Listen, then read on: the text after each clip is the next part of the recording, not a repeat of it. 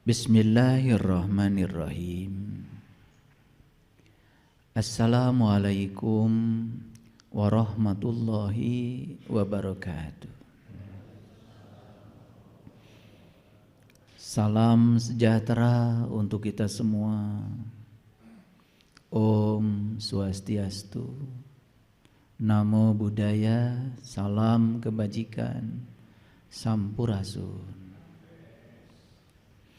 Rahayu Sagung Dumadi. Semoga seluruh makhluk hidup di semesta ini, baik yang kelihatan maupun yang tidak kelihatan, di setiap ruang dan waktu, di semua tingkatan, senantiasa hidup berbahagia. Semoga kita semua selalu menjadi sumber cinta, sumber sukacita, sumber kedamaian, sumber ketentraman bagi semua makhluk dimanapun mereka berada. Para sahabatku, para hadirin semuanya,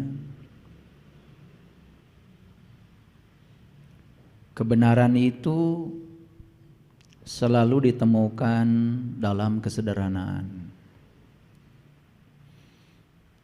bukan dalam keruwetan, bukan dalam kerumitan. Siapapun yang berbicara kebenaran tetapi rumit, yang dibicarakan itu pasti bukan kebenaran. Sederhana saja. Ikan mengambil kehidupan dari tempat dia hidup, yaitu air. Jadi kalau ikan tinggal di laut tetapi dia tidak mengenal garam, wajar, namanya juga ikan. Dia hidup di air, hidup di samudra, tetapi masih saja bertanya tentang di mana samudra. Wajar, namanya juga ikan. Ikan baru sadar bahwa dia selama ini mendapatkan kehidupan dari samudra tepat saat dia kena pancing. Tepat saat dia kena jaring. Begitu kena pancing, kena jaring, dia keluar tuh dari samudra, baru tidak tenang. Padahal waktu di air dia tenang. Begitu dipisahkan dari air, baru dia tidak tenang. Yang senang mancing, coba perhatikan. Ketika ikan ada di air, tenang aja. Begitu terangkat saja ke udara, tidak di habitatnya, gelisah ikan. Jadi ikan baru sadar kalau dia selama ini mendapatkan kehidupan dari tempat hidupnya tepat saat dia keluar dari habitatnya. Betul apa tidak? Kita mau menunggu begitu? Burung tiap hari mengangkasa, terbang ke sana kemari. Tetapi sampai sekarang dia tidak kenal yang mana itu angkasa. Wajar, namanya juga burung. Tetapi baik ikan maupun burung yang luar biasa adalah ikan itu bahagia dia jadi ikan. Dan burung juga bahagia jadi burung. Coba, burung itu bangun tidur tuh nyanyi. Yang lucu adalah manusia yang menyangka dirinya paling mulia, katanya pengendali semesta ini, tetapi banyak manusia yang tidak bahagia menjadi manusia. Lucu kan manusia? Hanya manusia di semesta ini yang suka mereka-reka tempat istimewa setelah kematian, walaupun dia tidak berbuat kebaikan apapun.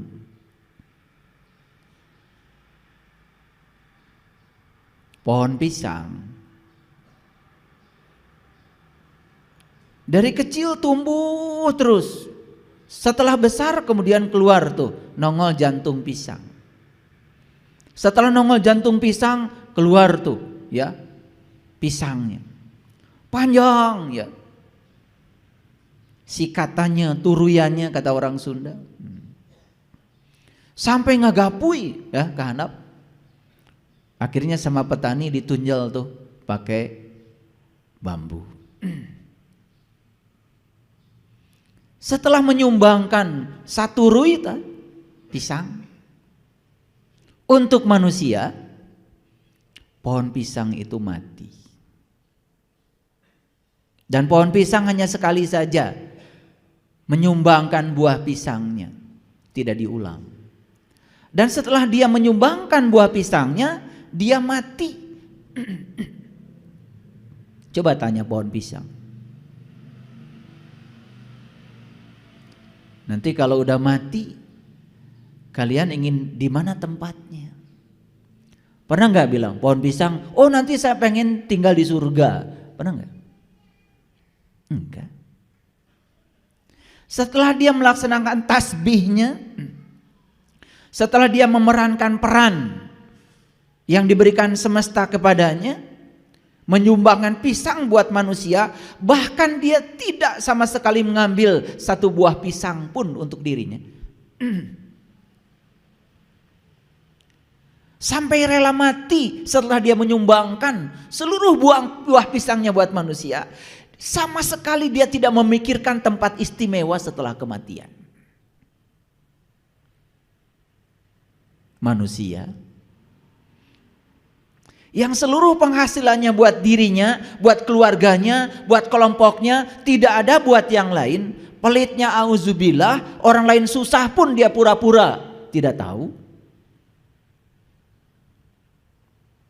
Masih saja memikirkan tempat istimewa setelah kematian. Hanya manusia yang punya sifat seperti itu. Yang lain tidak. Bumi kita ini tidak pernah ingin menjadi matahari. Matahari juga tidak pernah ingin menjadi bumi. Bumi dengan matahari tidak pernah bersaing. Tidak pernah berduel. Berduet saja. Kata bumi, ayo, aku bagian menumbuhkan tanaman. Tolong dong sinari oleh kamu, kata bumi. Terus bumi mengajak, udara, air, yuk bantu saya, bantu saya. Kita bikin kebaikan sebanyak-banyaknya buat makhluk yang bernama manusia. Ditumbuhkanlah beras, ditumbuhkan jagung, tumbuhkan singkong, ditumbuhkan berbagai macam tanaman. Semua disumbangkan buat manusia. Bahkan bumi pun tidak pernah merasa berjasa setelah menyumbangkan semuanya. Luar biasa ya. Sadar enggak? Selama ini kita hidup dalam keadaan tidak sadar. Kita menjadikan setiap orang lain sebagai kompetitor, sebagai orang yang berbahaya, sehingga dianggap setiap orang itu sebagai pesaing buat kita sendiri. Kita tidak belajar dari mereka. Mereka tuh berkomunikasi, berkolaborasi, membangun sesuatu yang positif untuk kemaslahatan makhluk yang ada di sekitarnya. Manusia menebar gosip, hoax, kebencian. Begitu orang lain berbeda sedikit dengan keyakinannya, dianggap salah, dianggap sesat. Sampai hari ini saya tidak menemukan satu ayat pun yang mengizinkan manusia boleh menyesatkan manusia lain. Saya tidak menemukan ayatnya di Quran. Yang ada di Quran, inna rabbaka huwa a'lamu biman dhalla an sabilihi wa huwa a'lamu bil muhtadin. Hanya Tuhanmu yang berhak untuk mengatakan siapa yang dapat petunjuk dan siapa yang tersesat di jalannya. Hanya Tuhan. Itu Quran loh. Kita cuman berkoar-koar aja. Pedoman hidupnya Quran. Pedoman hidupnya Quran. Betul? Karena Anda rajin membacanya sampai Anda tidak mengerti isinya. Dan begitu disampaikan isi seperti itu, Anda juga menolaknya. Saya tidak mengerti pedoman hidup Anda itu apa. Sedangkan Quran menekankan inna rabbaka huwa a'lamu biman dhalla an sabilihi wa huwa a'lamu bil muhtadin. Hanya Tuhanmu yang berhak untuk menilai siapa yang tersesat di jalannya dan siapa yang mendapatkan petunjuk. Tidak ada manusia apapun, siapapun yang beri kuasa untuk menilai siapapun. Bahkan kita diajarkan setiap sholat mengatakan maliki yaumiddin. Hanya Engkau pemilik hari pembalasan. Hanya Engkau yang berhak menghukum. Hanya Engkau yang berhak menghakimi. Bukankah itu yang kita ucapkan setiap sholat? Dan kita tidak pernah memahami makna balik yang tersembunyi balik itu.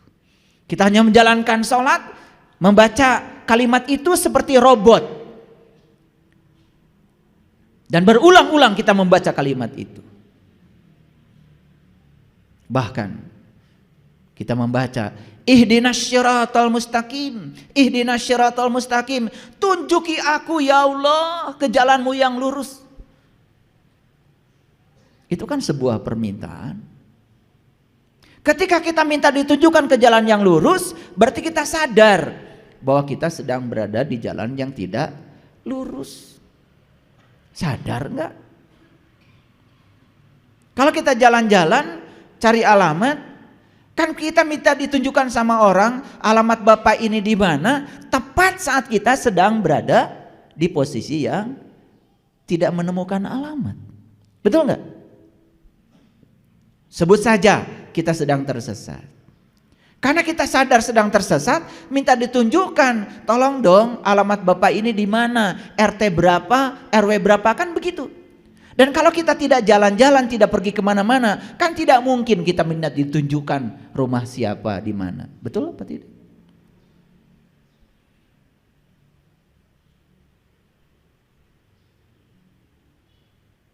Dan hari ini saya akan berbicara bahwa kebenaran itu selalu ditemukan dalam kesederhanaan, bukan dalam kerumitan.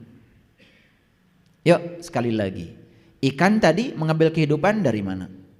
Dari tempat hidupnya, air. Burung mengambil kehidupan dari mana? Dari tempat hidupnya, angkasa. Jawab dengan jujur. Manusia hidup di sini bukan? Di ruang kosong bukan? Ini tempat kita hidup. Sadar enggak? Kalau sekarang kita sedang mengambil kehidupan dari sini. Betul? Dan kita suatu saat akan mengembalikan kehidupan ke sini. Makanya orang mati disebut menghembuskan napas yang terakhir. Kemana? Ke sini. Kita masih mencari tempat abadi, katanya nanti, ya Allah. Bukankah ini adalah keabadian? Manusia datang dan pergi, tapi ini ada terus dari dulu. Bumi suatu saat juga akan hilang. Oh, bumi juga pendatang baru. Dan menurut para ilmuwan, umur bumi itu sekarang sudah 13,6 miliar tahun. Dan sudah banyak orang yang hidup di sini. Sudah banyak. 13,6 miliar tahun umur bumi. Sudah berapa generasi orang yang hidup di sini. Sedangkan umur agama paling tua juga 3.000 tahun. Agama yang kita anut kan baru diperingati kemarin 1444 tahun. Sedangkan bumi ini sudah berumur 13,6 miliar tahun. Apa kita berani menyatakan leluhur kita dulu celaka semua?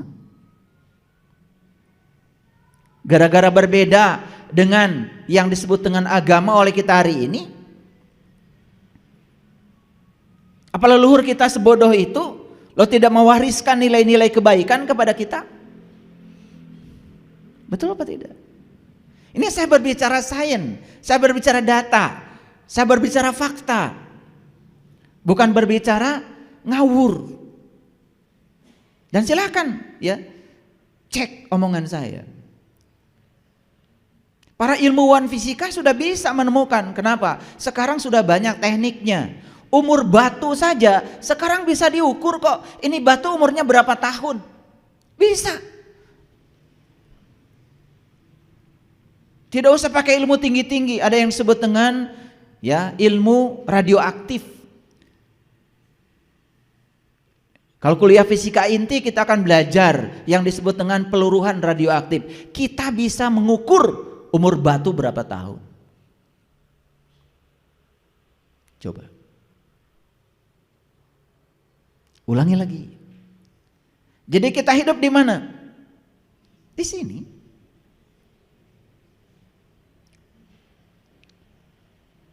Jelas? Sederhana? Sekarang kita sadari, kita mengambil kehidupan dari mana? Dari sini. Dan kita akan mengembalikan pinjaman kehidupan kemana? Ke sini. Jadi apa sebetulnya ini?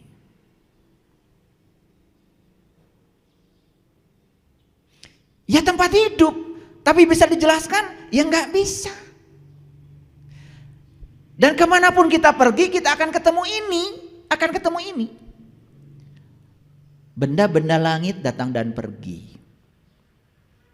Semua yang bersifat materi datang dan pergi. Hari ini di depan rumah kita ada pohon pisang, besok sudah tidak ada lagi. Semua yang bersifat materi datang dan pergi. Tetapi ruang tempat tumbuhnya pohon pisang kita ikut pergi.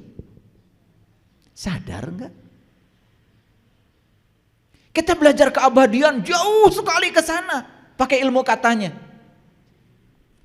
Sampai tidak sadar yang sekarang, di sini, saat ini sekarang. Sampai orang tua kita tuh menyebut, ini tuh namanya Sang Hyang Taya.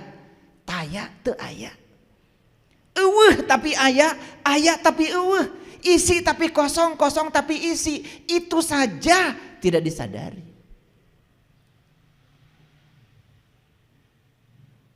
Sederhana enggak? Sederhana? Yuk. Allah mengatakan di Quran, aku meliputi semua manusia. Aku meliputi seluruh makhluk hidup. Cukup informatif kalimat itu bagi kita? Apa maknanya? Coba. Samudra meliputi ikan-ikan yang di samudra. Berarti ikan ini diliputi oleh siapa? Yang meliputi. Nah yang diliputi itu pasti sosok. Ikan itu ada sosoknya. Tapi yang meliputi kan gak ada sosoknya. Karena kalau dia sosok tidak mungkin bisa meliputi. Makanya air ngikuti saja bentuk tempat di mana dia tinggal. Betul?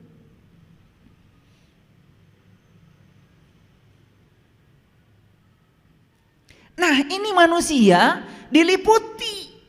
Allah mengatakan aku meliputi segala manusia. Ayo sederhanakan. Jangan pusing-pusing. Kita diliputi apa sekarang? Diliputi apa? Kan diliputi ini. Terlalu mewah gitu penjelasan saya.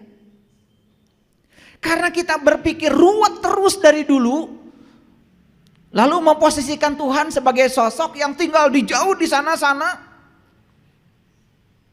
Pakai baju itu, pakai baju ini kayak raja gitu. Lalu disuruh-suruh oleh kita supaya ngikutin keinginan kita. Ada yang harus diperbaiki di otak kita. Makanya orang-orang bijak mengatakan pikiran itu bukan ciptaan Allah. Yang ciptaan Allah itu otaknya. Tapi kalau pikiran, ciptaan lingkungan, ciptaan masyarakat. Kita berpikir hari ini tergantung apa yang pernah kita lihat, yang pernah kita dengar, tergantung paradigma apa yang pernah dijejalkan kepada kita. Hari ini kita mengatakan, kalau kita baik sama Allah, Allah akan baik sama saya. Dan kalau saya tidak baik sama Allah, Allah akan mengazab saya, menghukum saya. Itu paradigma. Itu bukan Allah yang sebenarnya. Bagaimana mungkin Dia yang Maha Pengasih, yang Maha Penyayang menyiksa hamba yang dicintainya? Betul apa tidak? Tetapi paradigma itu masih ada di otak kita. Sampai-sampai kita lebih suka memposisikan Allah sebagai mitra dagang kita daripada memposisikan Allah sebagai kekasih.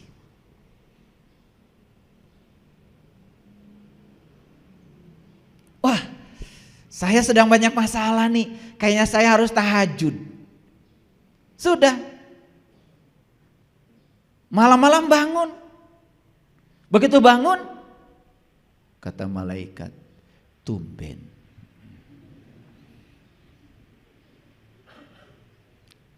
Lah biasanya juga nggak bangun, tiba-tiba bangun. Kan malaikat bilang tumben.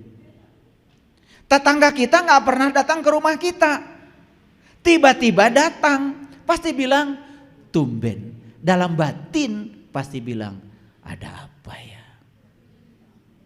Pasti pinjam uang. Karena tumben itu berikutnya adalah muatan. Coba ya, tidak pernah menyapa kita, tidak pernah baik sama kita, apalagi memeluk kita, tiba-tiba ketemu memeluk kita, pasti bilang tumben.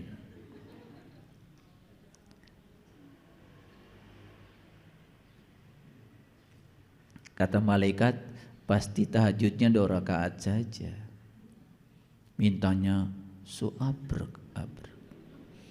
Karena kita terlalu biasa menjadikan Tuhan itu sebagai mitra dagang kita, bukan menjadikan Tuhan sebagai kekasih. Kalau orang yang menjadikan Tuhan sebagai kekasih, namanya kekasih itu melakukan kebaikan bukan karena kebaikan kita. Dan kita pun melakukan kebaikan kepada Tuhan, tidak pengen apa-apa, melakukan kebaikan, ya melakukan kebaikan saja. Begitu enggak ibadah kita? Tidak. Karena kita lebih suka memposisikan Tuhan sebagai mitra dagang kita daripada memposisikan Tuhan sebagai kekasih. Ya, hidupnya ya seperti itu saja. Dari waktu ke waktu kesadarannya juga begitu-begitu saja. Itu paradigma, karena dia menempatkan Tuhan di pikiran dia seperti itu. Kenapa pikiran seperti itu? Karena dibesarkan di lingkungan yang seperti itu. Setelah itu dia mengizinkan agar dia menjadi seperti lingkungannya, tidak menjadi dirinya sendiri. Dan kalau semua ditanya, pasti tidak ada argumen. Kenapa Anda takbiratul ihramnya seperti itu? Pasti jawabannya, kan orang lain juga begitu. Dan kenapa ketika Anda sholat mengacungkan telunjuk, bukan jempol? Karena orang lain juga mengajukan telunjuk. Itu saja jawabannya. Tidak ada argumen yang masuk akal. Padahal Nabi Muhammad sudah mengatakan as-sholatu mi'rajul mu'minin. Dalam gerakan sholat itu ada simbol, ada tata cara untuk mi'raj. Mi'raj itu bahasa sastra, bahasa Qur'annya adalah liko. Walaupun di Quran ada Quran surat Al-Ma'arij, itu juga cerita tentang perjalanan menuju Tuhan. Tapi Quran lebih banyak menyebut kata liko itu perjumpaan. Jadi gerakan sholat itu dari takbir sampai salam isinya itu syarat sekali dengan simbol-simbol. Kita nggak ngerti maknanya apa. Kita hanya melakukan itu sebagaimana orang lain melakukannya. Begitu bukan? Oke.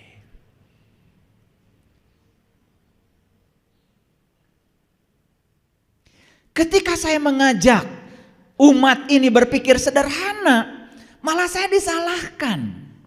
Contoh, Quran bilang mengingat Allah itu persis seperti kamu mengingat bapakmu. Itu kata Quran. Fazkurullah kazikrikum abaakum. Itu ayatnya. Saya bacakan Arabnya, takut kalian gak percaya. Kalau gitu saya bacakan lagi. Itu Quran surat Al-Baqarah ayat 200. Nah, takut gak percaya. Nanti disangka ngarang saya.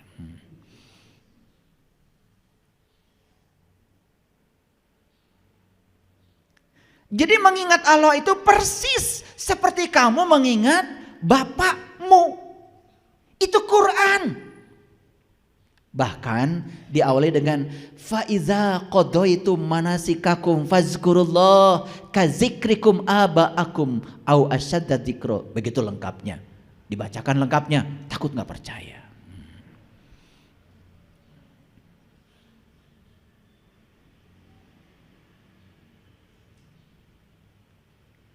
Sekarang saya tanya, sekarang ingat gak sama bapak? Ingat gak sama bapak? Bapak, ayahmu, abi, abah. Ingat sekarang? Ingat? Ingat? Ada suaranya? Gak ada. Dan yang bisa ingat sama bapakmu hanya orang-orang yang kenal bapakmu. Ini omongan saya masuk akal nggak? Kan yang bisa mengingat bapakmu satu kamu anaknya, yang kedua tetanggamu yang pernah jumpa dengan bapakmu, yang ketiga siapapun orang yang pernah jumpa dengan bapakmu. Lah saya belum pernah jumpa sama bapakmu, disuruh mengingat. Walaupun saya tahu namanya, misalnya namanya Amir. Lah kan saya juga tidak bisa mengingat bapakmu walaupun sudah ada namanya. Lu saya ambil tasbih gitu, langsung Amir. Begitu. Saya ingin membawa kalian kepada kesederhanaan kebenaran. Karena kita sudah terlalu ruwet selama ini berpikir. Ulangi lagi. Ingat sama bapak sekarang? Ingat. Kenapa ingat? Satu, sering jumpa. Dua, kita jadi kenal. Kalau gitu saya tanya lagi, ini kesederhanaan. Jumpa dulu, kenal dulu. Yang benar, jumpa dulu, kenal dulu. Ya jumpa dulu. Kalau sering jumpa baru kenal. Kenal itu akibat sering jumpa. Bahkan kalau sering jumpanya bukan hanya kenal, cinta. Makanya ya dalilnya orang Jawa Tengah, Jawa Timur, witing tresno jalaran soko kulino. Pada pintar. Tapi begitu diterapkan kok jadi gak pintar, itu yang saya bingung. Sesederhana itu. Ulangi. Ingat sama bapak sekarang. Ada suaranya? Yang bapaknya Amir kan gak usah bilang Amir. Yang bapaknya Emod gak usah bilang Emod. Betul gak? Betul apa tidak? Nah mengingat Allah itu persis seperti kamu mengingat bapakmu. Itu kata Quran. Sekarang saya tanya, ingat sama Allah.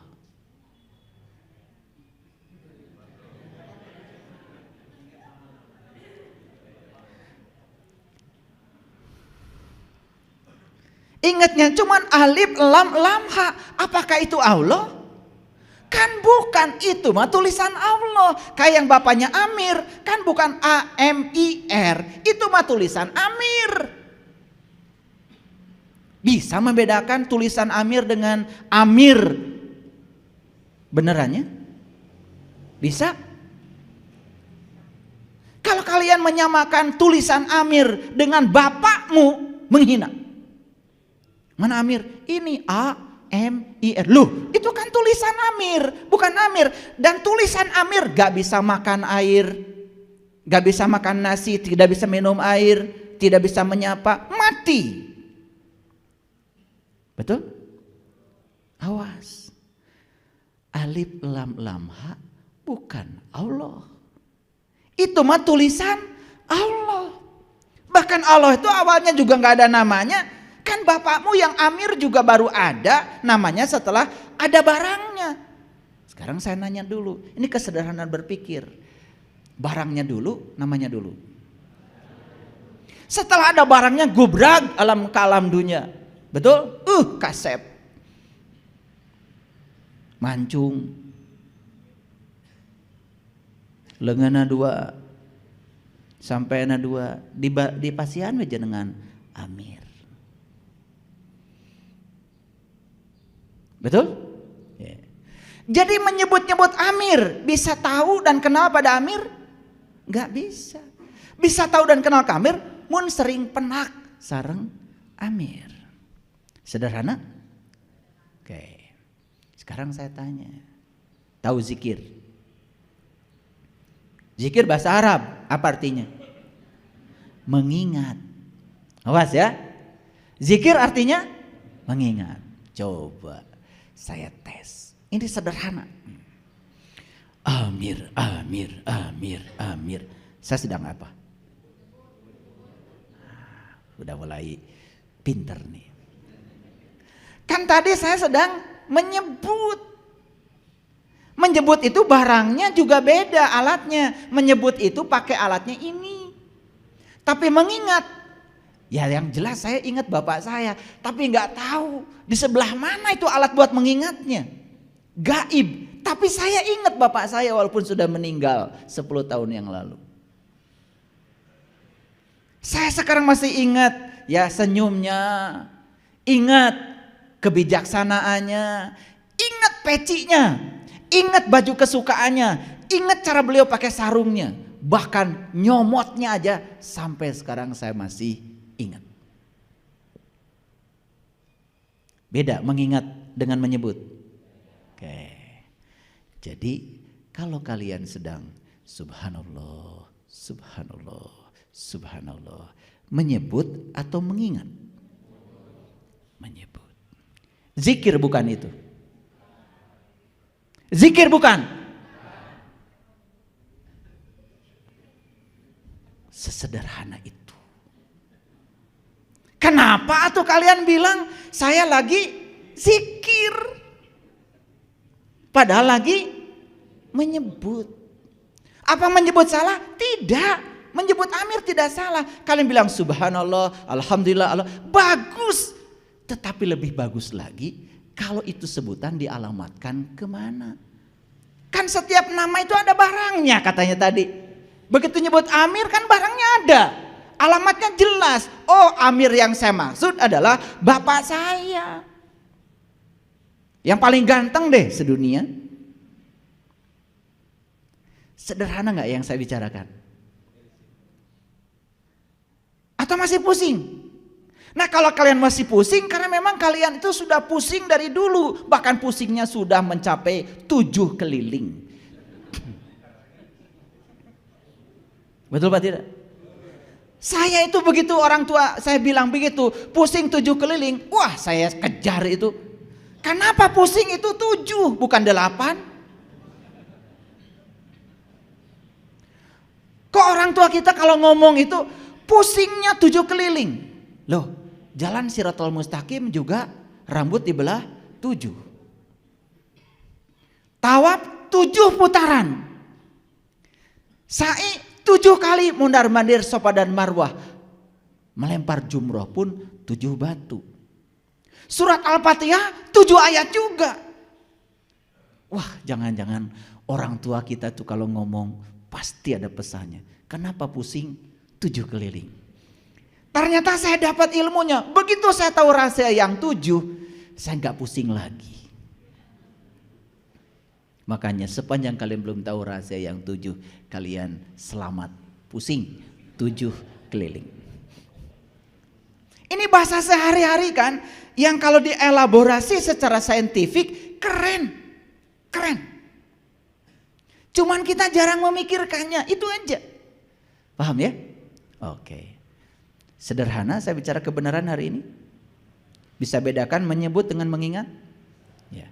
Di Quran itu perintahnya itu mengingat. Fazkurullah dzikran katsir. Ingatlah Allah dengan ingatan yang sebanyak-banyaknya. Maaf, saya tidak menemukan sebutlah dia dengan sebutan yang sebanyak-banyaknya. Menyebut Amir, bisa gak semua orang? Bisa. Tapi mengingat Amir, bisa semua orang? Siapa yang bisa mengingat Amir? Yang tahu Amir. menyebut Allah. Bisa semua orang? Tapi yang bisa ingat kepada Allah, bisa semua orang? Siapa yang bisa ingat kepada Allah? Hanya yang tahu dan kenal kepada Dia. Makanya orang yang tahu dan kenal kepada Dia diberi gelar oleh Allah. Gelarnya ulul albab. Ulu itu artinya pemilik. Albab itu bagian dalam dari kolbu. Dari kata lub. Jadi kolbu itu ada bagian dalamnya itu. Ada yang namanya fuad. Ada yang namanya lub. Jadi ulul albab itu pemilik kolbu. Itu yang disebut dengan ahlul bait. Karena apa? Allah mengatakan langit dan bumi tidak akan cukup menampung zatku. Tapi kolbunya orang yang beriman itulah sebenar-benarnya rumahku. Jadi ahlul bait itu sering disebut ulul albab. Didefinisikan oleh Allah, alladzina yazkurunallaha qiyaman wa qu'udan wa ala junubihim. Orang yang bisa mengingat Allah dalam keadaan berdiri, duduk dan berbaring. Bahkan sejak saya memulai ceramah dari tadi, saya tidak bisa melupakannya.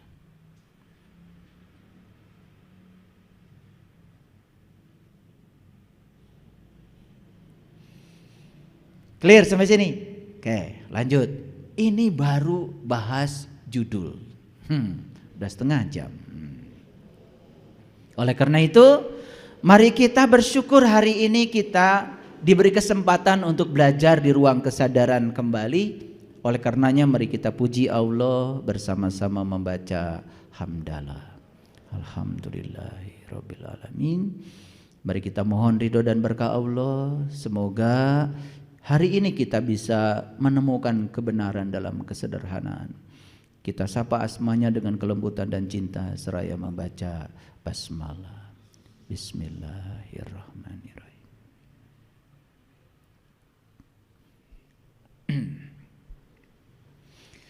Mari kita lihat contoh-contoh kebenaran dalam kesederhanaan. Ini contoh sederhana. Jadi saya bacakan Quran surat Al-Isra, boleh dicatat. Al-Isra itu surat yang ke-17, ayat yang ke-60. Jadi Allah menyatakan inna rabbaka ahato binnas. Inna rabbaka ahato binnas. Tangkap kata-kata ini dengan kesadaran. Ulangi ya. Inna rabbaka ahato binnas. Sesungguhnya Tuhanmu meliputi segala manusia. Siapa yang bilang begini? Tuhan. Siapa kamu di situ? Ya manusia. Maaf ini supaya gampang. Ini Tuhan nih lagi bicara sama saya.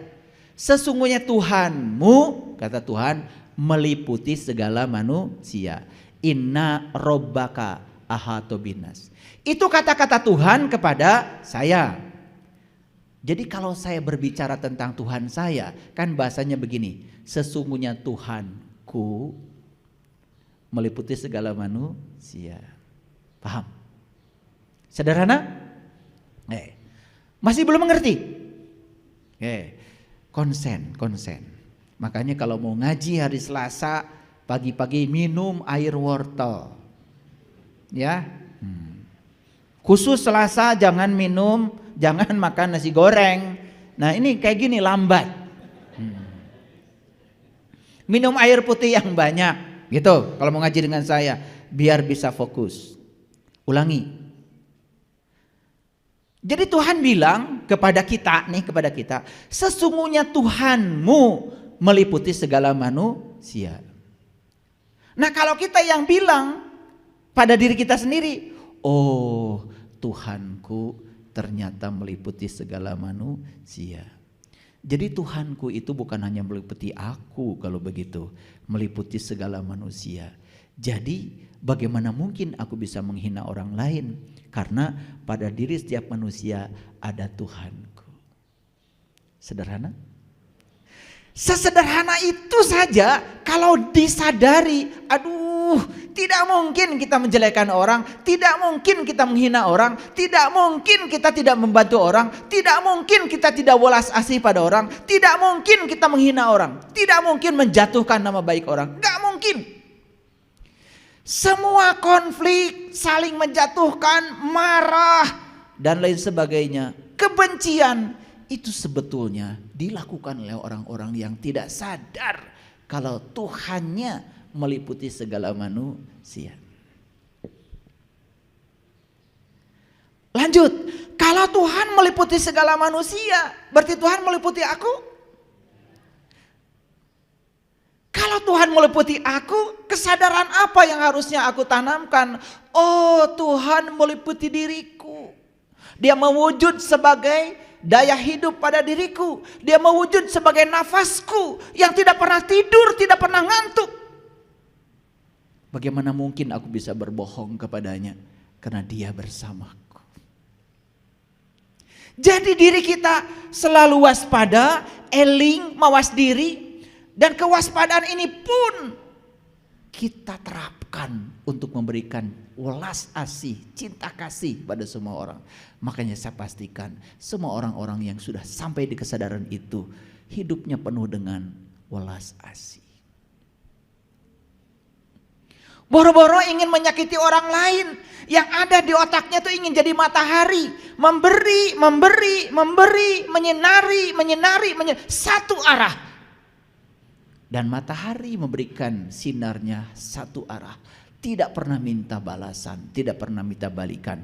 Orang-orang yang suka minta balasan, semua orang-orang yang tidak sadar kalau semua yang ada dalam dirinya adalah pemberian. Sadarkah kita sebetulnya kenapa kita harus memberi? Karena semua yang ada di tangan kita adalah pemberiannya. Jadi saya kemarin bicara dengan sahabat kita yang baru saja ikut pelatihan workshop untuk bimbingan meniti ke dalam diri dari Singapura. Begitu saya jelaskan, saya punya program namanya BSI Peduli, Bumi Spiritual Isbatul Yakin Peduli. Apa itu ayah? Saya bilang, kita santuni anak-anak yang tidak bisa sekolah, kita santuni orang-orang yang tidak bisa makan, dan setiap bulan saya membagikan santunan ini pada banyak orang. Sampai dia mengalami kemapanan secara ekonomi. Dia menangis. Dia bilang sama saya, beruntung ya hidup di Indonesia. Loh, beruntung banyak yang disantuni. Di Singapura susah katanya ayah, cari orang yang mau disantuni. Langsung saya bilang dalam diri saya, pokoknya saya langsung telepon murid-murid saya bilang, kita harus berterima kasih sama orang-orang yang mau disantuni. Karena di negara lain susah cari orang yang disantuni. Jadi kalau di kita banyak itu, waduh luar biasa. Berarti kesempatan kita berbuat baik di sini luar biasa. Bagi yang sadar. Sekali lagi, sadar. Yang sadar boro-boro mikirin itu. Paling juga yang gak sadar mau, kamu kemarin saya kasih kok tidak berterima kasih pada saya, bulan depan coret. Itulah orang yang tidak sadar kalau dia sudah berakhlak seperti akhlaknya Allah. Allah itu tidak pernah gampang nyoret kita. Kamu kemarin berbohong ya langsung dicoret, besok diambil nyawanya. Enggak. Tetap aja masih diizinkan berbohong lagi. Itu welas asihnya Allah tuh begitu, betul nggak? Makanya wa ahsin kama ahsanallahu ilaika, berbuat baiklah kamu seperti aku berbuat baik kepada kamu. Luar biasa. Allah mengajarkan nilai-nilai kebaikan itu luar biasa. Baik, jadi sadar sekarang kalau Allah meliputi semua manusia. Allahnya siapa? Allahmu. Kan Allah bilang, inna rabbaka ahata binas, sesungguhnya Tuhanmu meliputi segala manusia. Sadar sekarang, ternyata Tuhanku bukan hanya meliputi aku, tapi meliputi segala manusia. Jadi sebetulnya tubuh kita berbeda, tetapi di tubuh kita ada Tuhan yang sama. Lebih jauh lagi. Lebih jauh lagi. Apapun keyakinannya, apapun agamanya, kan dia juga diliputi Tuhan. Betul? Jadi kalau orang yang sadar sampai di titik ini melakukan kebaikan pun tidak mesti ditanya apa keyakinannya, apa agamanya. Bahkan kalau mau mendoakan mereka pun tidak pernah ditanya apa keyakinannya, apa. Rahayu Sagung Dumadi, semoga seluruh makhluk hidup di semesta ini, baik yang kelihatan maupun tidak kelihatan, selalu berbahagia. Itu doa mulia sekali. Semoga keluarga saya bahagia. Yang lain gak usah. Itu doamu begitu. Biar saya aja yang panen banyak, tetangga gak usah. Biar dimakan tikus sama burung. Wah, orang kayak gini rezekinya gitu-gitu aja. Jadi kalau ingin rezeki kita berkelimpahan, menakjubkan hidupnya, buka semua pintu-pintu rezeki. Salah satunya adalah bahagiakan semua orang tanpa batas. Tidak usah dibatasi oleh keyakinan apa. Dendam di sini tuh masih ada. Begitu dikabarkan si Anu mengajarkan ajaran yang salah, langsung benci. Padahal kita pun tidak mengerti yang diajarkan apa. Kadang-kadang begitu mudah kita dibakar oleh api kebencian. Padahal kita tidak tahu apa-apa. Saya kasih tahu, membenci kejahatan saja, itu kita sudah berkontribusi membangun kejahatan. Benci pada orang yang melakukan kegelapan, kita pun sebetulnya sudah menyumbang kegelapan. Apalagi kalau kita melakukan kegelapan itu sendiri. Yuk kita sadar, dengarkan kajian saya yang kemarin. Dan semua kehidupan itu diliputi oleh cahaya, bukan kegelapan. Jadi dari ayat yang tadi banyak gak implikasinya? Dari ayat yang tadi, ini baru satu ayat. Sesungguhnya Tuhanmu meliputi segala manusia. Oh, ternyata Tuhanku meliputi segala manusia. Yang namanya manusia, apapun keyakinannya, apapun agamanya, apapun sukunya, apapun warna kulitnya, kan manusia. Kalau Tuhan meliputi mereka, berarti kita pantas dan layak untuk menghormatinya. Setuju? Sadar sekarang, oh ternyata Tuhan yang sama ternyata meliputi tubuh-tubuh yang berbeda. Keren gak kalau gitu? Oke, lanjut dulu ya. Jelas, yang meliputi bukanlah suatu sosok, setuju? Yang diliputi jelas itu sosok, setuju? Oke, berarti Tuhanku bukanlah suatu sosok. Dia yang meliputi segala manusia. Keren sekali. Sadar saja dengan itu, oh ternyata yang abadi itu adalah ini. Semua benda-benda yang ada di sini datang dan pergi, tapi ini selalu ada. Bahkan sebelum bumi ini ada, ini sudah ada. Sebelum matahari ada, ini sudah ada. Sebelum Big Bang meledak, ini sudah ada. Masihkah mencari keabadian di luar ini? Sedekat itu kebenaran kepada kita. Sesederhana itu. Cuman selama ini kita ditenggelamkan oleh keruwetan pikiran kita sendiri. Makanya Allah berfirman dalam Al-Quran, Inna ma'al usri yusro.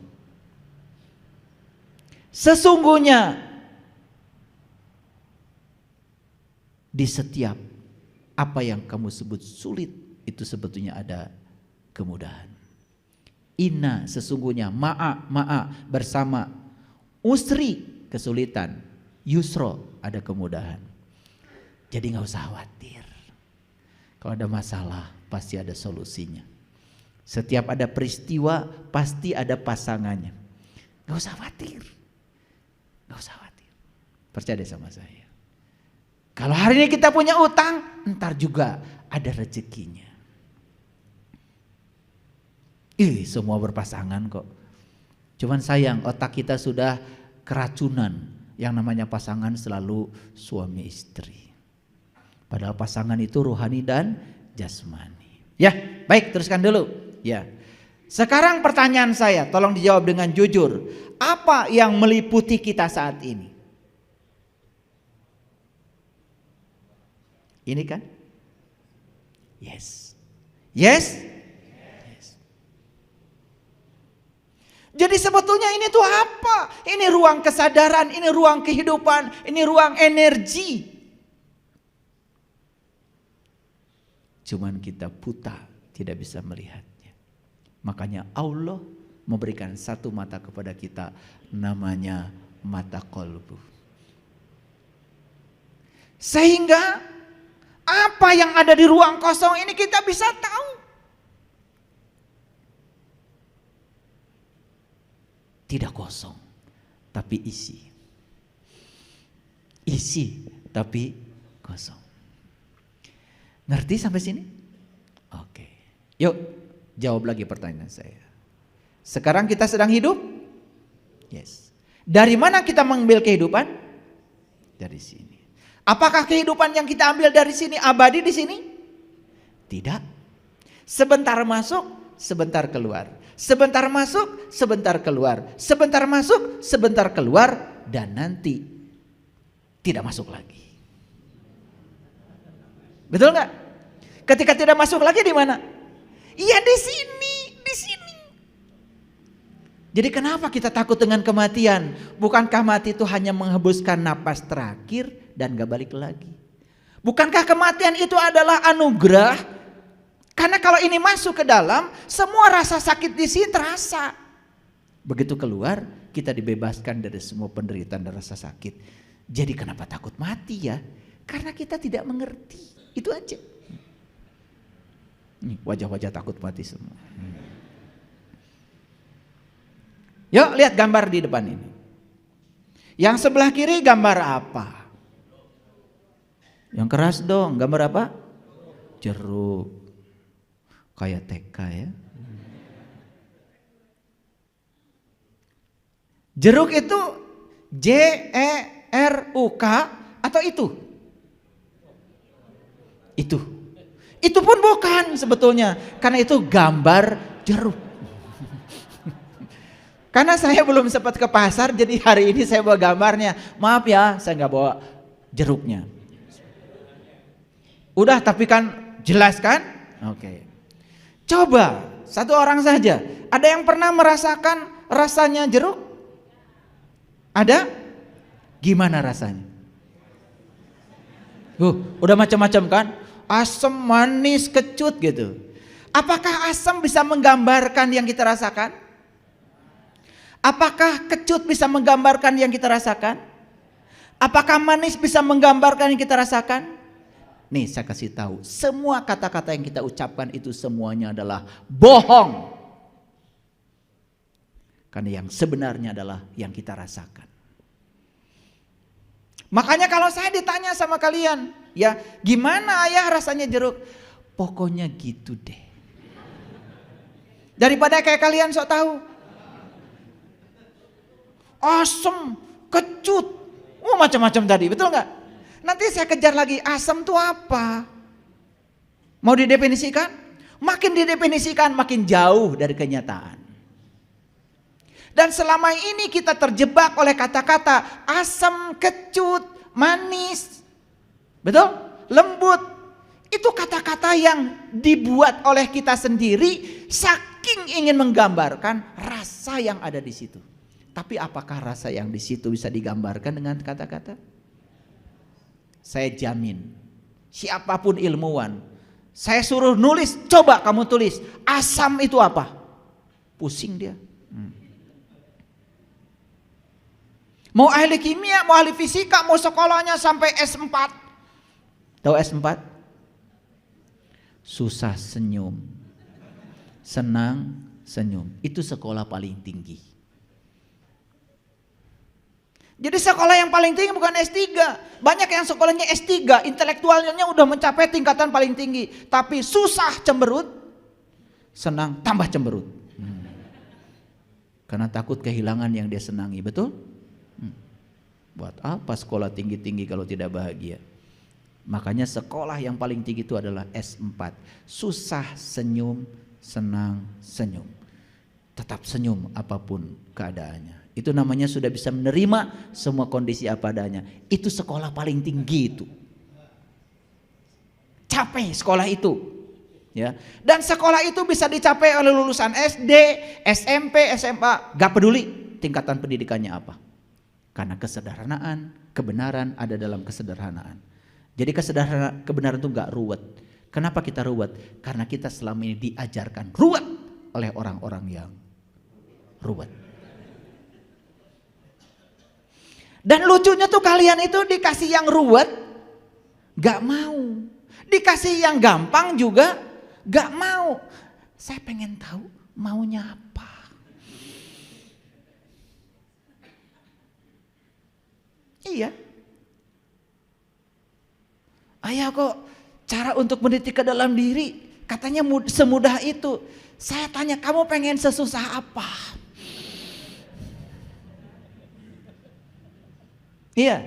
Akhirnya udah, kalau kamu pengen susah udah. Kalau kamu ingin meniti ke dalam diri, kenal jati dirimu, mulai sekarang kamu puasa 10 tahun. Setelah 10 tahun baru ketemu saya. 3 bulan udah datang lagi. Berat ayah. Nah.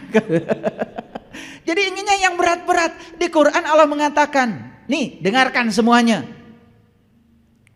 Man kana yarju liqa Allah fa inna ajalallahu la'aj. Barang siapa yang berharap jumpa dengan Allah, waktu yang dijanjikan pasti datang. Jadi syarat berjumpa dengan Allah tuh kata Quran, bukan kata saya. Cukup kamu berharap, itu saja.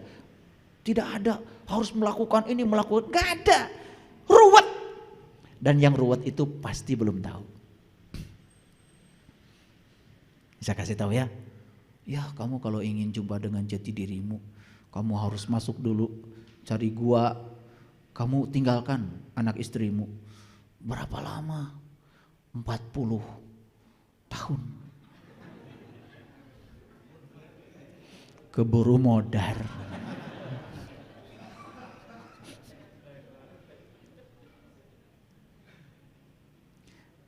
Banyak leluhur kita para suci sudah mencoba itu. Mereka mengasingkan diri di gua ini, gua itu sampai kurus kerontang. Malah ditegur oleh semesta.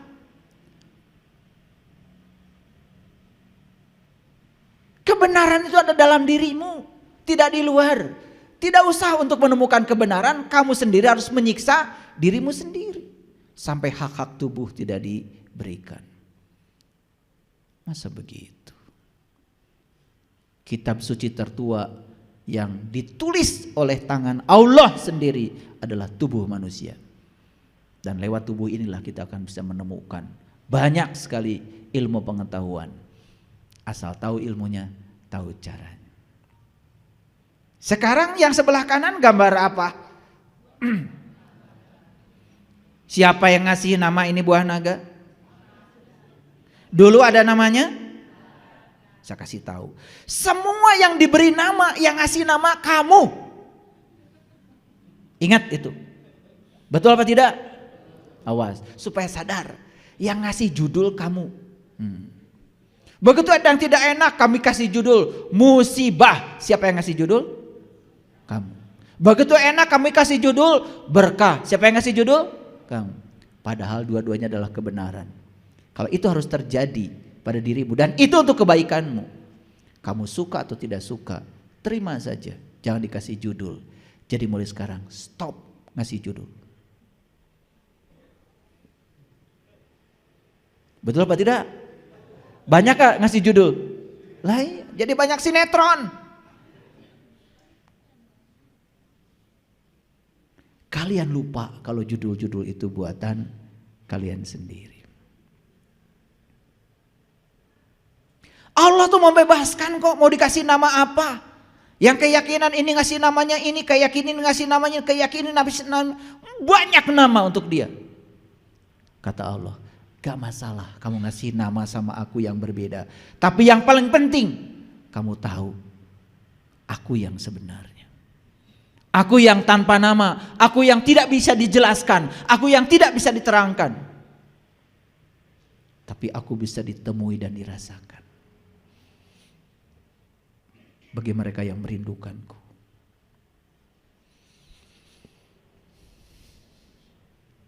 Semangka rasanya gimana? Udah mulai pintar sekarang, udah mulai pintar, nggak terjebak lagi. Pokoknya gitu deh, itu kebenaran. Pokoknya gitu deh pun sebetulnya tidak bermakna apa-apa. Saking susah membicarakan yang